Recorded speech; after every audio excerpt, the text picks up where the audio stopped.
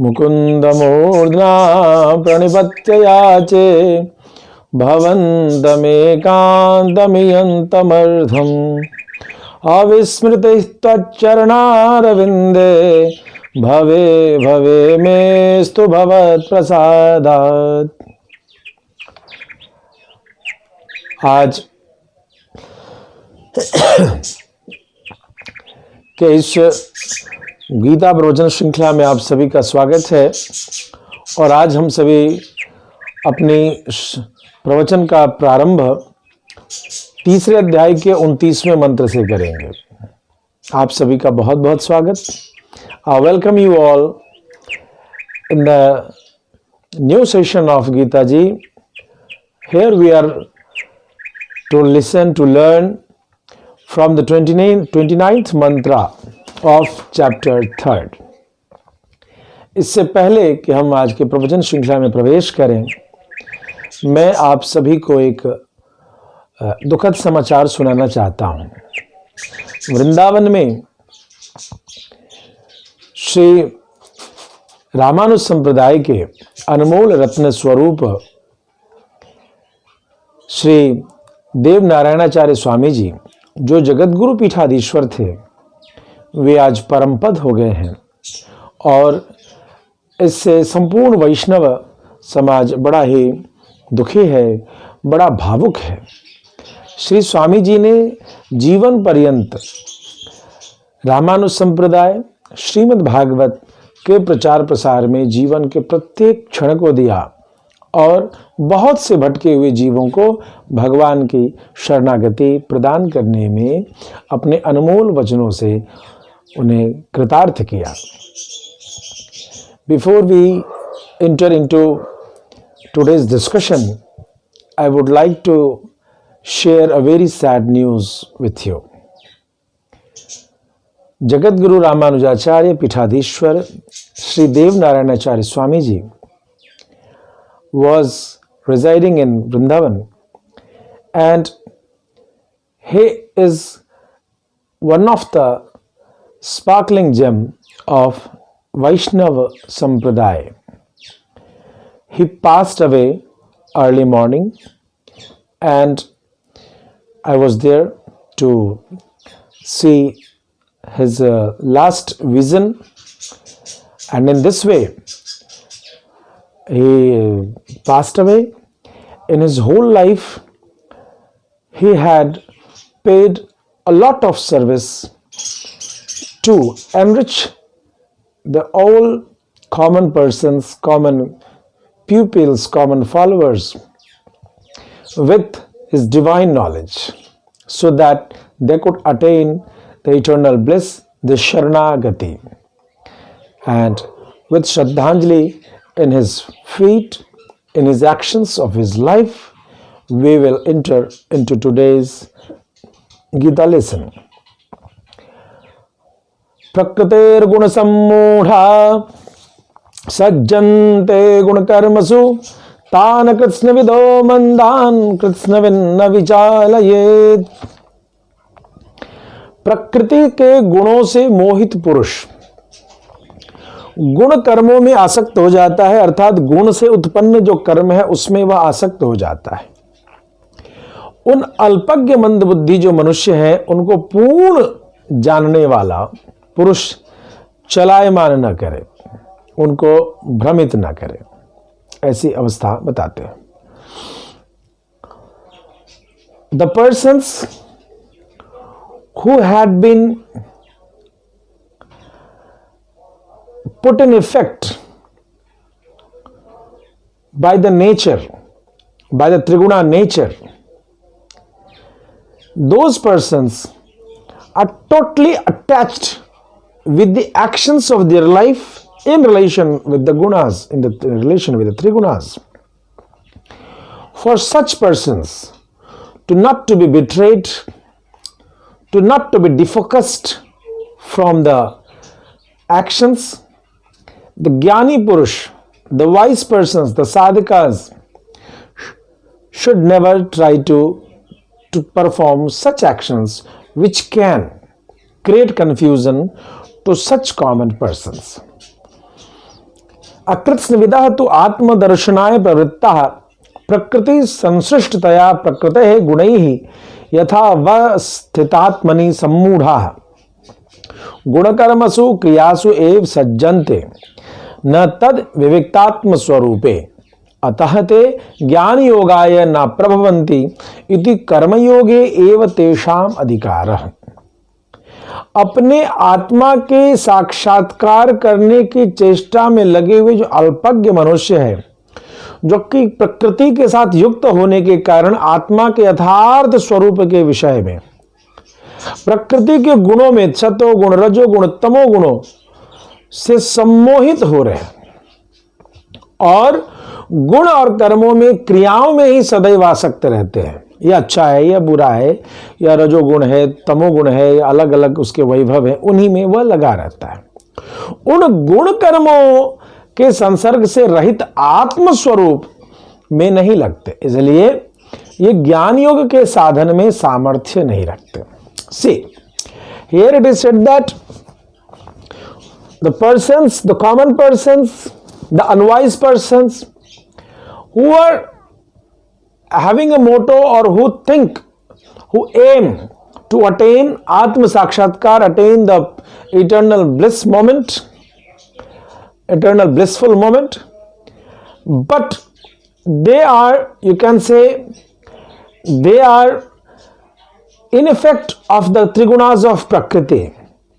They are always put in confusion due to this triguna Prakriti, and therefore they get attached with the actions which are outcome of the trigunas.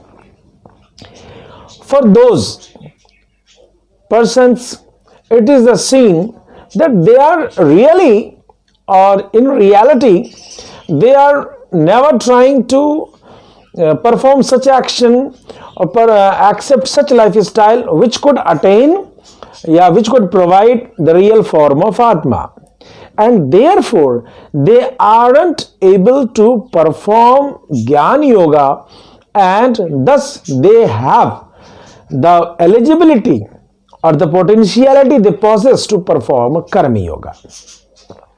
एवं भूतान तान मंदान अकृत्स्नविदा कृत्स्नविद स्वयं ज्ञान योगावस्थानेन न विचालित। ऐसे मंद बुद्धि उन अल्पज्ञ मनुष्यों के बारे में कहते हैं कि पूर्ण ज्ञानी पुरुष जो है वह स्वयं ज्ञान योग में स्थित होकर उन सामान्य जनों को विचलित न करे। कैसे? तो कर्मों के त्याग की चर्चा करके उनको विचलित न करे। See, it is said that for such persons or in favor of such persons, those who are having full knowledge of Atma, those who are wise and have the ability to perform Jnana Yoga, should never try to create a confusion for such common persons. You will think that how is the confusion created?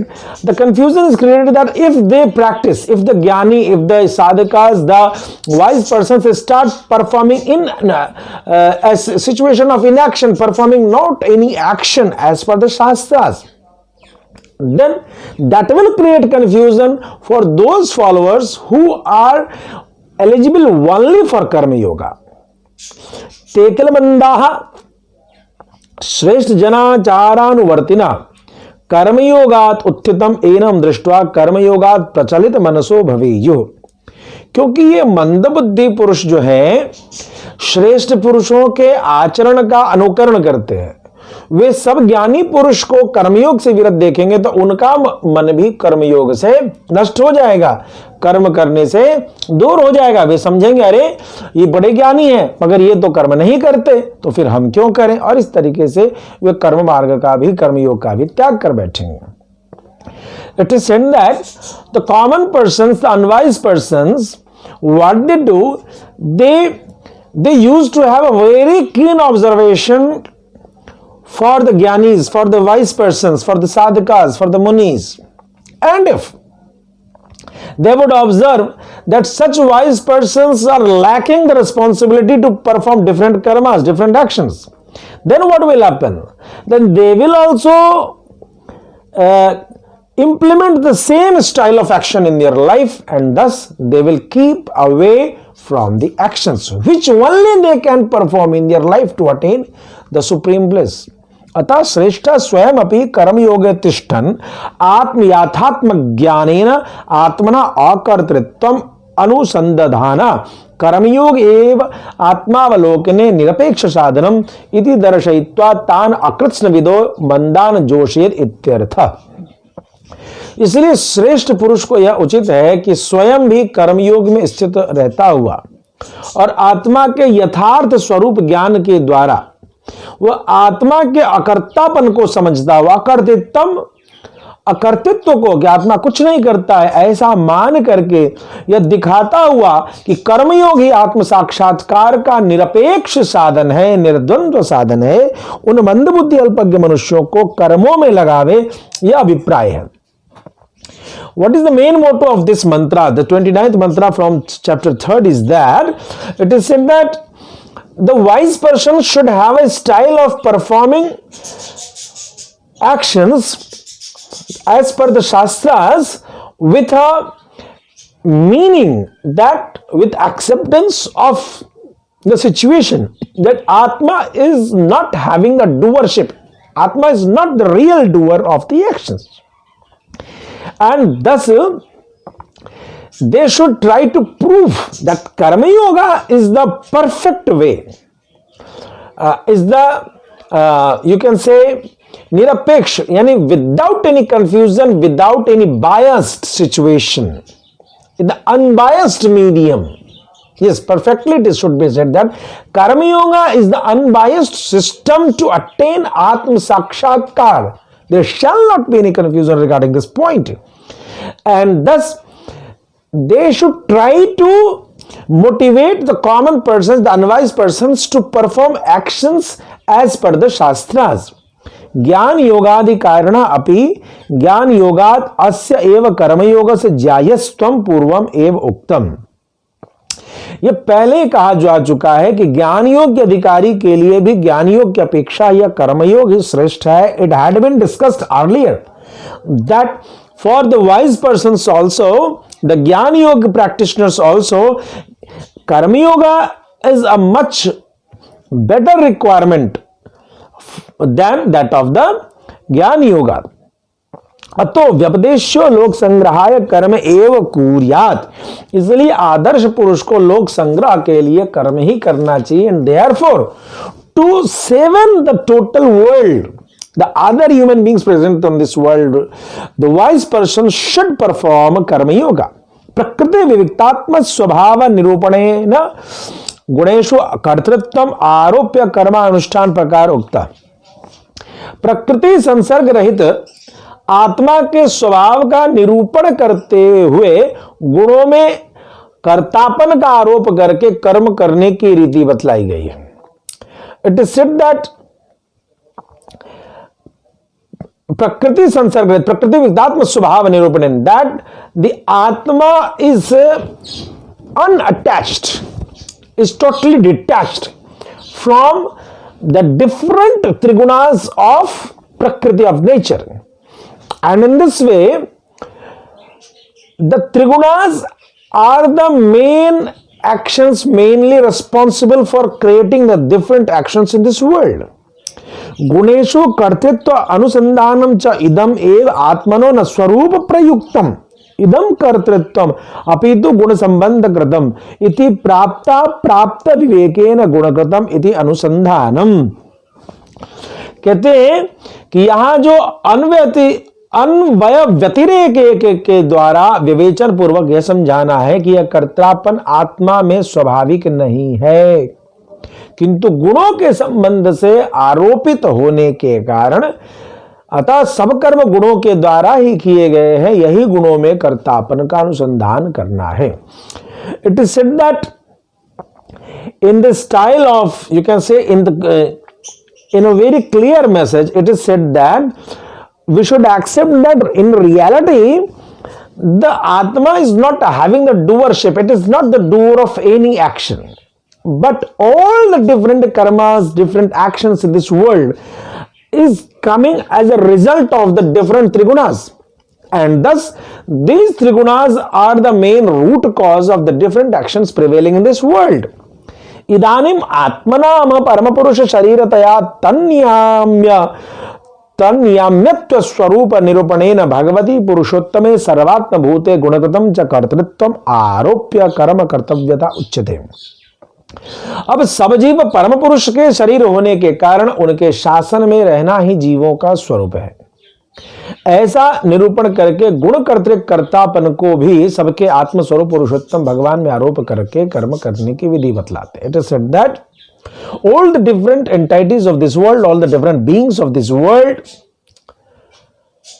are a form of, you can say, the body of Paramapurush, and therefore they need, or their reality is that, their reality of existence is that they need to be in the rules and regulations of Paramapurush Bhagavan Sriman Narayan. They need to be dependent on Bhagavan Sriman Narayan.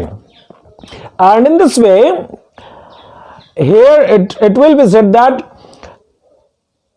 in the later scene that the doership which had been discussed in his 29th mantra, that it is being present in the trigunas of the nature, and later on that we will move towards the thing that there is no other doer than Bhagavan Sriman Narayan. We will come to this point later on. मयि सर्वाणि कर्माणि सन्न्यस्याध्यात्म चेतसा निराशिर निर्ममो भूत्वा युद्धस्व विगत ज्वरः। अध्यात्म चित्त से सब कर्मों को मुझ में निक्षेप करके, मुझ में समाधिस्थ करके आशा ममता और संताप से रहित होकर तू युद्ध कर। It is said that by the spiritual awakening, awakened mind, awakened brain, awakened consciousness, you should try to accept all these actions in my accept the surrenderance of these all actions in my feet towards me. And O Arjuna, without any, you can say, without any affection, without any ambition, and without any pain, you should perform your war. मयि सर्वेश्वरे सर्वभूतांतरात्म भूते सर्वाणि कर्माणि अध्यात्म चेतसा सन्न्यस्य निराशे निर्ममो विगत ज्वरः युद्धादिकं सर्वं चोदितं कर्म कुरुष्व।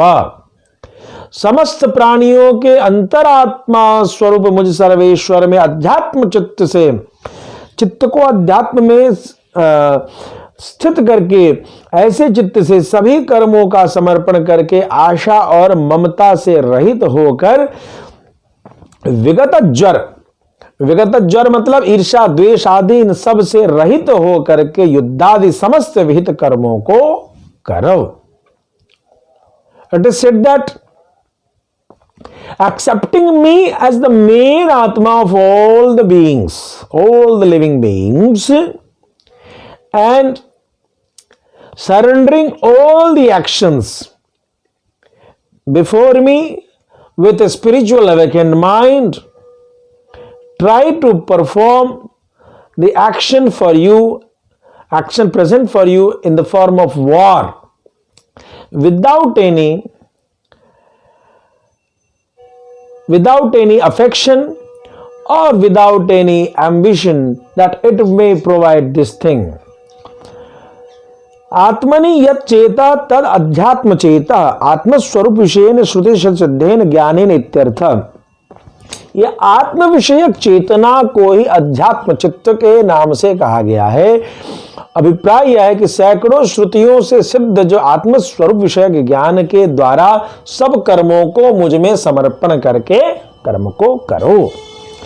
What do you mean by Adhyatma Cheta? Adhyatma Cheta means the full awakened, spiritually awakened mind. And the main motto behind this mantra is that whatever you had learned about Atma from the different hundreds of mantras of Vedas and Upanishad, with all these meanings, you should try to perform your actions with a surrenderance style in my feet. With the style of surrenderance. Anta pravishta shasta jananam sarvatma anta pravishtam kartarametam. Ya atmani tishtannatmano antaro yamatma na veda yasyatma shariram ya atmanam anantaro yamayati sada atmantaryamyam mritah. इत्येव माद्या श्रुतया परम पुरुष प्रवर्त्यम तत् शरीर भूतम annum आत्मानं परम पुरुषम च प्रवर्तयितारम आचक्षते. उपनिषदों में ऐसा आया है कि सबका आत्मा जो परमेश्वर है वह सबके भीतर प्रविष्ट होकर के सब जीवों का शासक है. अंतर में प्रविष्ट इस कर्ता को जो आत्मा में रहता हुआ आत्मा के भीतर है, आत्मा में रहता है वो और आत्मा के भीतर है, जिसको आत्मा नहीं जानती, जिसका आत्मा शरीर है, जो इस आत्मा का अंतर्यामी रूप से नियमन करता है वह अंतर्यामी अमृत स्वरूप परमेश्वर तेरा आत्मा है. इत्यादि श्रुतियां भी परम पुरुष के शरीर रूप इस आत्मा को परम पुरुष के द्वारा प्रवर्तित किया जाने वाला कि परम पुरुष का शरीर क्या है तो आत्मा है, उसी के द्वारा प्रवर्तित होता है यह आत्मा और परम पुरुष को इसका प्रवर्तक बतलाती है. It is said that the supreme Atma, the Paramatma, Bhagavan Sriman Narayana, is present inside all the Atma, all the different Atma, and thus is the main boss of the Jivatma. And therefore, it is the real doer of all the actions. Along with it, it is said that who resides in Atma and is present within the Atma, but the Atma doesn't know that Paramatma. You are getting my point? That the Supreme Atma, the Paramatma, is present inside the Atma, but the Atma itself fails to recognize the presence of Paramatma within it itself. And the situation is that the Atma of a Jeev becomes a body for the Paramatma, becomes a residing place for that Atma, for the Paramatma. And in this way, in the form of Antaryami, that is the capacity, the ability to roam inside the Atma, with the quality of Antaryami, that Paramatma is able to control the Jivatma, and that total main Paramatma is the real Atma of your Atma, and thus it is the main doer of all the actions. That Paramatma is the main doer of all the actions which you are doing. And in this way, the Atma had been accepted as the body of different the Atma of different beings had been accepted as the body of the Paramatma, and thus the Paramatma is able to control that Atma and thus your body and your actions. These had been stated in the different Upanishad. Smritiyasya, स्मृतियों में क्या कहते हैं? मनुस्मृति प्रशासितारम सर्वेशाम इत्याद्या सर्वस्य चाहम हृदय सन्निविष्टः ईश्वर सर्वभूतानां हृद्देशेर्जुन तिष्ठति ब्राह्मेण सर्वभूतानि यंत्रारूढ़ानि माया. These are the different mantras from the different Smriti and Gita ji. It is saying that from Manusmriti it is said that who is able to control all, to that Paramatma. In Gita ji, it is said that, O Arjuna, I am present in all hearts, in your heart, and the Ishwar is able to control the different living beings with his Maya, just like someone is operating the different machines, and that Ishwar resides in the heart of different beings. सबका भली बातन शासन करने वाले परमेश्वर को स्मृति कहती है, और गीता जी में कहा है कि मैं सबके हृदय में प्रविष्ट हूं।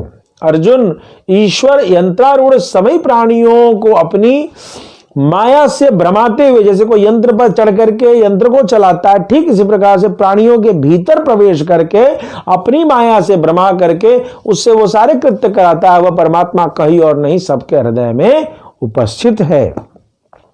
अतो मत शरीरतया मत प्रवर्त्यात्म स्वरूपानुसंधानेन सर्वाणि कर्माणि मया एव क्रियमाणानि इति मयि परम पुरुषे सन्न्यस्य तानि च केवलम मदाराधनानि इति कृत्वा तत्फले निराशिः तत एव तत्र कर्मणि ममता रहितो भूत्वा विगत ज्वरो युद्धादिकं कुरुष्व।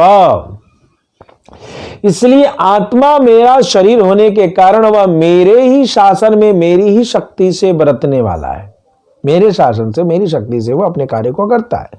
उसके स्वरूप को ऐसा समझकर सब कर्म मेरे द्वारा ही किए जा रहे हैं। इति मयि, इस भाव से मुझ परम पुरुष में सभी कर्मों को समर्पित करके और उनको केवल मेरी आराधना मान करके जो उनके फलों में आशा रहित हो जाता है, देयर इज नो एक्सपेक्टेशन, आशा रहित हो जाता है, और इसी भाव से उन कर्मों में ममता रहित होकर के बिना किसी संताप के तू भी युद्ध आदि को कर्म को कर।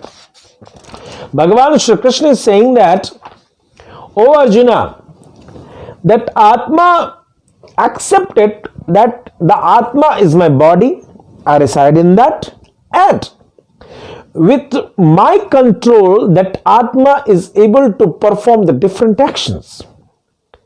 In this way you should accept that thing. You should accept that all the actions which are done by the different Atmas are not done by that, they are being done by me, Paramatma. Accepting this feeling, this sense, this concept, you should try to surrender all your actions before me and perform all these actions, accepting it as a worship. In English there is a proverb called work is worship. There it is said that. Accepting it as an aradhana, as a worship for me, you should try to perform your actions. With a situation that with no any expectation of any such results from those actions, as well as if you fail, if the different sorrowful conditions can create an effect of tension in you, so please never get distracted by such things, and in this way, without any distraction, perform your karma, that is the yuddha, that is the war. स्वकीयेन आत्मना कर्त्रा स्वकीयैः एव करणैः स्वाराधनैक प्रयोजनाय परमपुरुषः सर्वेश्वरः सर्वशेषी स्वयं एव स्वकर्माणि कारयति इति अनुसंधाय कर्मसु ममता रहिता प्राचीनेन अनादिकाल प्रवृत्ता अनंत पाप संचयेन कथम अहम भविष्यामि इत्येवं भूतांतर ज्वर विनिर्मुक्ता परम पुरुष एवं कर्म भी आराधितो बंधात मोचयिष्यति इति स्मरण सुखेन कर्म योगम एवं कुरुष्व इत्यर्थः। अभिप्राय यह है कि जो सर्वशेषी सबके स्वामी परम पुरुष सर्वेश्वर भगवान अपने ही जीवात्मा स्वरूप कर्ता द्वारा अपने ही इंद्रियादि कर्णों से एकमात्र अपनी ही आराधना के लिए अपने आप ही अपने कर्म करवाते हैं। ऐसा समझकर वो खुद से अपना कर्म करवाते, अपनी उपासना खुद से कर, ऐसा समझ करके कर्मों से ममता रहित, आकर्षण लगाव से परे हो करके अनादि काल से प्रवृत्त अनंत पापों के पुराने संचय से अरे मेरी क्या दशा होगी, ऐसी चिंतन से परे हो जाना। इस प्रकार के आंतरिक संताप, ऐसी पीड़ा को छोड़ करके परे हो जाओ और इन कर्मों द्वारा आराधित परम पुरुष ही सब बंधनों से छुड़ा देंगे। ऐसा भगवान पर परम पुरुष एवं कर्म ही आराधितो बंधात मोचयति, भगवान ही इन समस्त कर्मों से मुक्त करा देंगे। इस बात का स्मरण करता हुआ सुख के साथ केवल कर्म योग का अनुसंधान करे, उसी का आचरण करे। See, it is said that accept this concept that Bhagavan Sriman Narayana is the main doer of all the actions and he is performing his actions with the organs present in your body, the organs which are present in your body, and you think that this is my organ and I am performing these actions.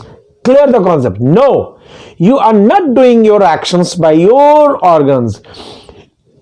Paramatma is performing all the different actions by your organs, and in this way you should try to perform your karma, different actions.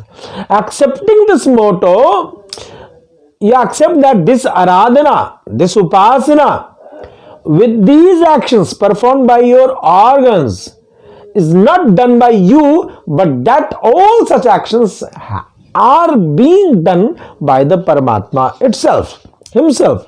And in this way, without any attachment, without any affection with those actions, along with it, with a pain in your heart, oh, what will happen for me in the coming phases? Will I be able to attain the supreme bliss or not? If I am getting indulged in these actions might indulge me in their roots, in their fruits, and in this way you get confused and you get very tension in this path. Never get such pains. Without this pain, because these pains are not due to the action, these pains are as a result of your confusions. So be away from these confusions, and in this way accept that the actions which are being done by you, accepting it as a worship of Bhagavan Sriman Narayan, Bhagavan Sriman Narayan will himself uplift you for the supreme bliss with the means of those actions being surrendered before him. And in this way, do all your actions with a pleasant mind, with a happy mind. Don't get confused for the sorrows and happiness which might come, which you think that might come from the actions which you are doing. Never get confused with this happiness and sorrows, with the loss and the profit, with the victory and your defeat. Never get confused in these things. You should be happy that these such actions, what are the results? Independent of all such results, Paramatma, Bhagavan Sriman Narayan will uplift you on the basis of your effort to perform the actions as per Karma Yoga. Tamishwaranam Paramam Maheshwaram Tam Devatanam Paramam Cha Daivatam. क्योंकि भगवान का ही सर्वेश्वरत्व तथा सर्वशेषित्व प्रमाणित है। कैसे? तो श्वेताचोपनिषद में कहते हैं सब उस ईश्वरों के भी परम महान ईश्वर, उस देवताओं के परम देव को। Listen, in Shvetashvatoropanishad it is said that he is the Ishwar of all the Ishwar, means he is the boss of all the different bosses. He is the deity of all the different deities. Deities provide us, and he provides the different demigods, different deities. It is said in Shvetashvatara Upanishad. It is said in Mahanarayana Upanishad, Patim Vishwasya, वह सबका पति है, विश्व का स्वामी है. He is the master of all world. Shvetashvatopanishad it is again been said that पतिम पति नाम, सभी राजाओं के पति, पतियों के पति, he is the boss of all the different kings, he is the king of kings. And in this way, इत्यादि श्रुति सिद्धम सर्वेश्वरत्वम सर्वशेषित्वम च ईश्वरत्वम नियंत्रित्वम शेषित्वम पतित्वम. And in this way, इत्यादि श्रुतियों से सदा ही ईश्वर सिद्ध है. ईश्वर का अर्थ नियंता और शेषी का अर्थ स्वामी है. That भगवान Shriman Narayan is the controller of all the actions present in this world. And Shaishi means, Ishwar means the controller. And Shaishi means he is the Swami of all the living beings present in this world. Because since Bhagavan Shriman Narayan is present in the different Atmas, try to listen, understand this. Since there is the presence of Bhagavan Shriman Narayan, the Paramatma, in all the different Atmas of this world, and therefore he is the controller of the Atma, and thus he is the controller of the organs, and thus he is the main doer of all the different actions. चूंकि भगवान श्रीमन नारायण हर आत्मा के भीतर प्रविष्ट है और आत्मा के आत्मा होकर के भगवान उसके स्वामी तो हुए, तत्फलस्वरूप भगवान समस्त इंद्रियों के भी स्वामी हुए. और जब इंद्रियों के भगवान स्वामी हो गए तो इंद्रियों से जनित, इंद्रियों से उत्पन्न जो जितने कर्म हैं उन सबका कर्ता भी भगवान श्रीमन नारायण स्वयं हो जाते हैं. अतः इस प्रकार से ऐसा विचारते हुए कि भगवान ही नियंता है, नियंत्रण करने वाले, और भगवान ही स्वामी है, ऐसा भाव मन में स्वीकार करके अपने कर्मों को करना चाहिए. अयम एव साक्षात उपनिषद सारभूता अर्थ इत्याह. यही सिद्धांत साक्षात उपनिषदों का सार है, उपनिषदों का रहस्य है, ऐसा कहते हैं. This concept is the main summary of the Upanishads. We will try to understand this in the coming episodes. I thank to all my devotees, all my holy followers, that they are listening this Gita lessons with full patience and with full wisdom. It's a very lucky, we all are lucky to listen and read Gita ji as per Bhashyakar Sri Ramanand Swami ji. I will request you all to please give a sweet share to this episode so that others could also be benefited by the description of mantras. मैं आप सभी का बहुत बहुत धन्यवाद करता हूं कि आप सभी अपने व्यस्त समय में से समय निकाल करके गीता जी के इस प्रवचन को सुनते हैं और परिणाम स्वरूप उससे लाभान्वित भी होते हैं. आप सभी से एक निवेदन, एक मीठा सा निवेदन, इस वीडियो को शेयर करके अन्य सभी इष्ट मित्रों को जरूर शेयर करें, जिससे कि वे भी इस अमृत गाथा से लाभान्वित हो सके. पुनः आगे के एपिसोड में 31वें मंत्र से हम सभी प्रवचन का श्रवण करेंगे. तब तक के लिए धन्यवाद. जय Shriman Narayan. We will again be here to listen the next episode starting from the 31st chapter. Till then, thanks and जय श्रीमन नारायण.